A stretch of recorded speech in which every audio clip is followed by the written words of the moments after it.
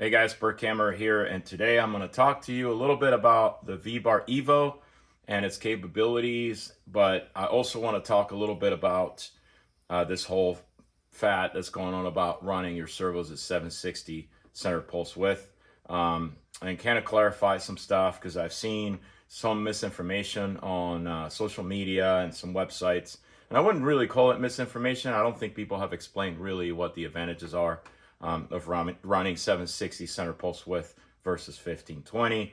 For the record, I've been involved in servo development for about 10 years now. I helped with the original testing and development of the brain flabreless system, and later on with the Spartan, and I've been a vBar pilot for many years. So anyway, let's get to this. Here's how this works. First of all, Futaba, kudos to them. They're the first ones to develop a flight controller that was capable of sending a 760 center pulse width to the servos, and I'll talk about why that is actually a really cool feature. So let's talk about PWM. This is pulse width modulation. So every servo receives a signal from its controlling device, whether it is a receiver or, in this case, of course, a flight controller or flabreless system. So PWM has two aspects of it. The first part of the pulse width modulation is the actual pulse width itself, right? So this is measured in microseconds. And this is the symbol for microseconds.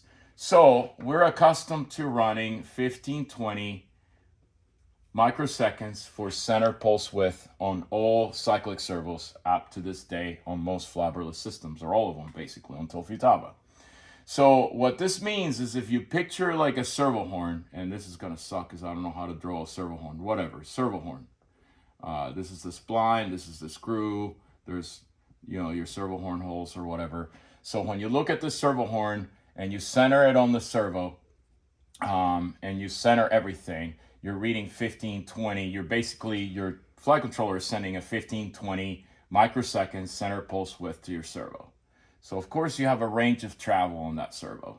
And for argument's sakes, we're going to say that the lowest setting here is 1,000 microseconds. The highest is 2,000. This depends on the servo manufacturer. I know, for example, with Theta Servos, this goes as low as 800.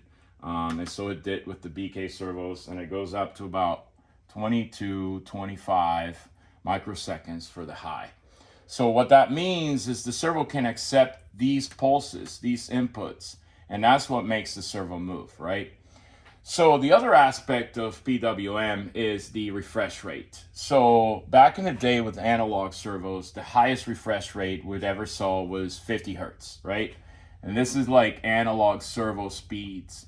What that means is the servo is receiving an instruction 50 times per second.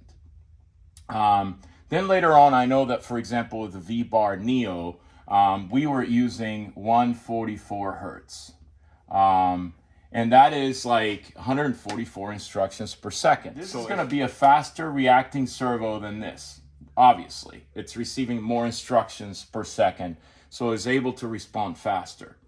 Now, why 760? So what 760 does is, instead of centering our servo at 1520, we're now going to center it at 760 microseconds. So this range right here is a little narrower than this range, and this is why it's considered a narrow band. And so this number here is much lower than 1,000. This number here is also much lower than 2,000. This whole range has changed. So this really does not give us much of an advantage when it comes to this, but if this is, again, your servo horn or whatever, now your servo horn is centered at 760 microseconds. But where the advantage comes in is not from this, it's from the fact that running this narrow band, or this 760 center pulse width setting, allows us to increase our refresh rate. So now we can go to refresh rates that are 333 or 500 plus or 1,000 in hertz, right? So now we have the ability to run a servo that responds faster and in the end feels more connected to you, because again, now you're getting 333 or 500, even 1,000 instructions per second. I'm not very familiar with Futaba, but I know with the new vBar EVO, you can run on the cyclic up to 500 hertz at 760 center pulse width. And you can run on the tail servo up to 1,000 hertz. 1,000 hertz is extremely fast. So even 500 is super fast. So one thing to consider when making these changes, if you're new to the vBar EVO, say you're programming your servos to be able to handle that, setting up your EVO to run those frequencies and those refresh rates, is to keep in mind that all helicopters are none of them are the same. Even the same model can vary in the sense that helicopters have obviously tolerances. There's a lot of high spinning parts that spin really, really fast. So every helicopter will have a different amount of vibration. When you think of vibration, think of very high frequency vibration that is usually you cannot see with the naked eye. But that can cause some issues with wobbles, some unexpected behaviors. So try to start at a lower hertz rate and work your way up. And you might have to tweak your helicopter and make sure everything is in perfect, 100% perfect shape so that you don't have any adverse effects of running these super high rates. But anyway, I hope this explains why people like this 760 stuff. And again, it has nothing to do with the pulse width. It has to do with the fact that with this lower pulse width, you can run a much higher refresh rate, giving you an overall more connected feel to the helicopter. So you have to make sure your servo can handle the higher refresh rates and your flight controller can also handle them. So now I'm just going to go over the setup on the VControl Touch and then explain a little bit on how I'm going to go about setting that up. All right, so I'm here with my VControl Touch. This is not the Touch EVO. This is just a regular Touch. So if you guys are familiar with the Touch, I hope you are. Under transmitter setup, you make sure you're under settings that you have your Wi-Fi turned on to auto start, run, and your online service and cloud service, which is not necessary, but definitely online service. And then you're going to go and try to update. You need to go ahead and update the unit.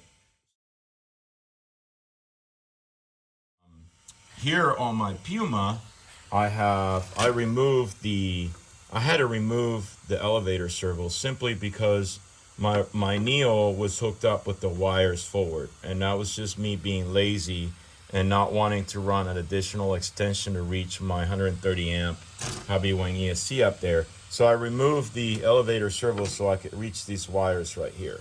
But anyway, this will obviously eventually be double-sided taped here accordingly, and then I'll put my elevator servo back on. But anyway, what I want to get at here is that when you hook up the EVO for the first time, your VControl will pop up a message, and I already went through that, and it'll tell you that you have to run the EVO updater, and you just run it, and then you're set and good to go. Once you do that, and you power everything up, you go to basically model setup, and you start your new model setup. What I did is I had saved the setup that I had on my Neo before this, and then I loaded that setup into the new EVO. But there's some things you have to go through. So as you go to model setup, click on edit model setup. Now you have all these new options. For example, under the main rotor setup, the swash servo type, and as you can see, you can click on this, and this is where you select your center pulse width and your refresh rate. So as you can see, default on the vBar Neo is 1500 to 1520 center pulse width with 144 hertz. Here's where it gets interesting. The highest refresh rate we can get at 1500 to 1520 is 333, which is really fast. It's really good. So really, in my eyes, there's not a whole lot of reason to change to narrowband to 760. But when you get to 760, you can go all the way up to 500 hertz. The EVO will only support 1,000 hertz if you lower the actual center pulse width to 250, which I don't think any servos out on the market can handle that. But anyway, 500 hertz at 760. center pulse width. That's going to be considerably faster than 144 hertz, which is what we've all been running with the vBar Neo. Anyway, so you have that option. And now for the tail, you also have, now you have a lot more options. So we used to run, I think it was 333, 1500, 1520. It was not selectable, but that's what it was running at. Now we can select, 760, we can go all the way up to 1000 hertz, which is incredibly fast. So again, make sure your helicopter is running smooth. You don't have any crazy vibrations, because that's going to be, that's going to create problems if you do. So I would start low at 333, 760 and work my way up slowly. And then there's also this feature here, which is your ESC output type, right? And this you have to consult with your ESC manufacturer, and it's manual to see, or ask to see what is the proper the output type for your ESC. I'm running a hobby wing, so I know it's 72, so I'm leaving it there at 72, and so that's all we got for now. So the next step is to program the servos. For the purposes of this video, I'm using Theta Servos. I'm going to use the Servo program box for Theta, and I'm gonna go over that, show you how to program the servos, and then we'll change the swash to the right frequency, and then we'll go take it for a spin. Now I'm going to program the servos so that they're set to narrowband, which is, again, 760 center pulse width. So here's the brand new servo program box from Theta. It's coming out to the market late April to early May. You can do it right now with an Android phone if you have one, using NFC tapping the servo. But I'm going to use this simply because I have it and it's handy and it works really well. So there's two inputs on this Theta servo box. And again, if you have a different type of servo or servo brands, you can skip through this part of the video. But I thought it would be interesting to show you how to do this with the Theta servos. So basically this box has two inputs. Or input output. One is for power, which is this one here, and one is for your servo. So you can plug a battery into this side, like a 2-cell LiPo, and plug the servo you're programming onto this side. But you can also plug your servo into this side and then use this male-to-male to plug it into the port that belongs to that servo on your Neo or your EVO. And what that allows you to do is that allows you to check and monitor the servo as it's getting signals from the EVO itself. So I'm going to unplug servo number 3, channel 3. And channel 3 is this servo right here. So I'm going to plug that servo into the servo input here, or output here, from the programming box, the program box. And I'm going to feed power to the program box from the EVO on the same channel from where I unplugged that servo. So now, as you can see, and it's going to be a little weird it's going to flicker a little bit because of the refresh rate on my video on the box. But so you have three options. You have a test, a program, and an in. So in is just monitoring the input that is getting from the source, in this case the EVO. Program is the center button, is to program it, and test is just to test the servo. So we're going to push the center button for program, and then now I can read a file, which I can store here, or I can just read the servo. So I'm going to click on the right side to read the servo. So it's the Theta Razor DH1, the serial number, 109 times has been used, and then you push down or up to move through the menus. So it's set to heli, and it's hard to see now because of the refresh rate on my video. Next option is reverse. I'm not going to change that. Next option is narrowband, which is grayed out. I'm going to click right to enable narrowband. So now this servo is a narrowband, meaning the center pulse width for it is going to be 760. And I'm just going to scroll through all these. I don't really need any of this. We'll get into that on some other video. And then when I'm done, I click center. Then I move to the right to right servo, and it says right OK. So now this servo right here has been changed to 760 from 1520. And I'm going to go ahead and do it on all the other servos. All right, so all my servos have been reconfigured to 760. So I'll go back to edit model setup, and I'm going to set them at first at 333, 760. And so this is the beauty of the programmer. So if you click on the left button here, which is in, it shows you the input from the Neo, and it tells you that it's at 333 hertz, and it's showing you the pulse in microseconds. So as you can see, with full negative collective right here, and I'm going to get to a point with what I'm about to show you here. At full negative collective, you can see that it's receiving a signal of 639 microseconds. The center pulse is 720, so it's right about there, which is really close to my half stick point. And the maximum is 850 or so.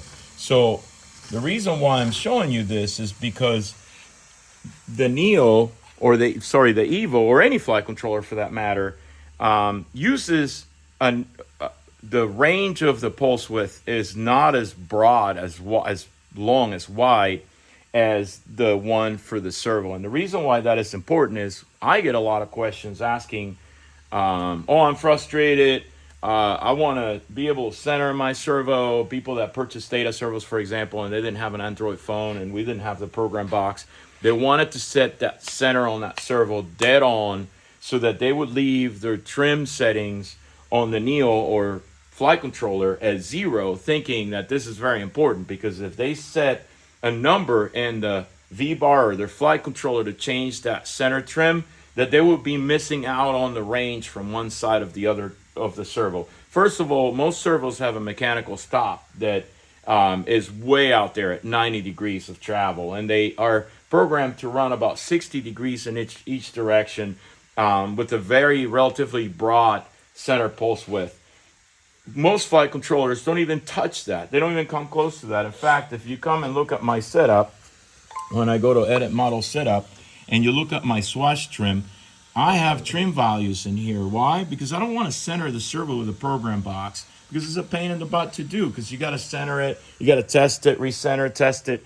I just do it here on the flight controller. It has 0 adverse effect over the functionality of the servo. Again, the servo has the ability to read a very broad range of motion, and the Neo or the EVO or most flight controllers are not going to go anywhere near that range of motion. So you're not going to miss out on travel from one end to the other. In fact, when you look at the swash from full negative to full positive, I mean, it's barely moving. You're moving probably under 25, 30 degrees in each direction. So again, that is absolutely not important.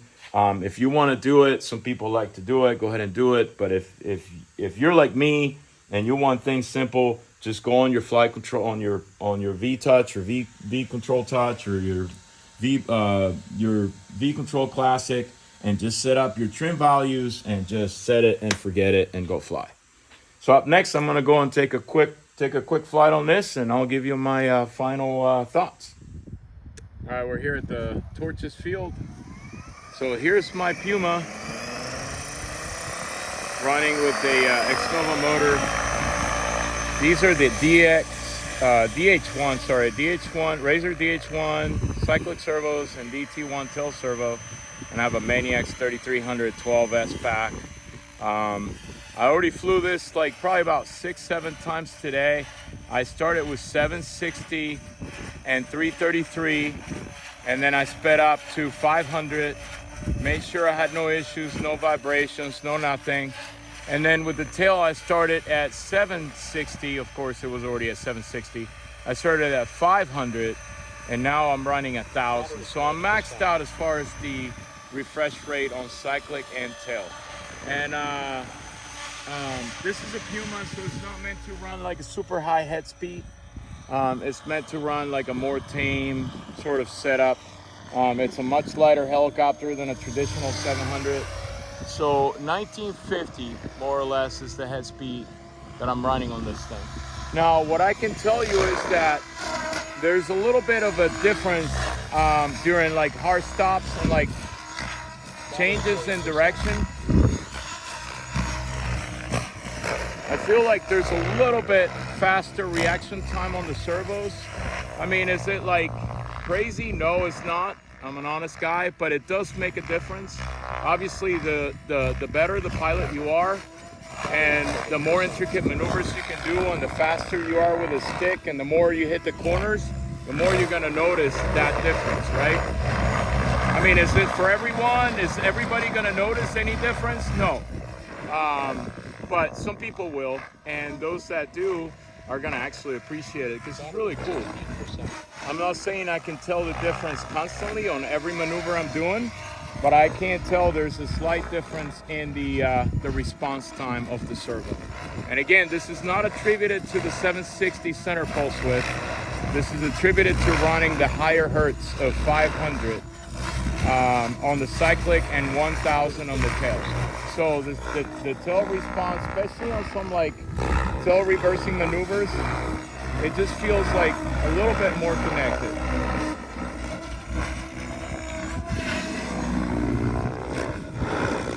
Now this nollie will do a little bit higher head speed. So this is about 2100, which SAB discourages people from doing that.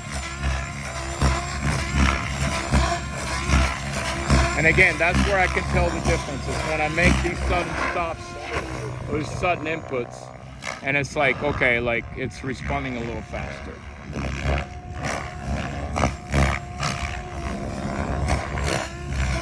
But again, regardless of whether you can feel the difference or not, there's no question the EVO is a really cool fiberless system to have.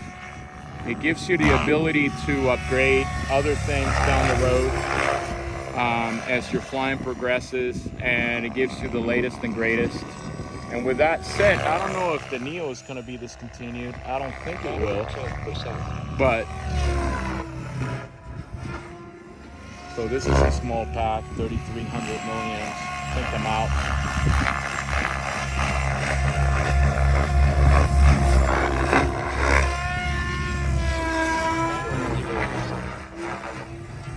So I'm at 0%, so let's bring this back down.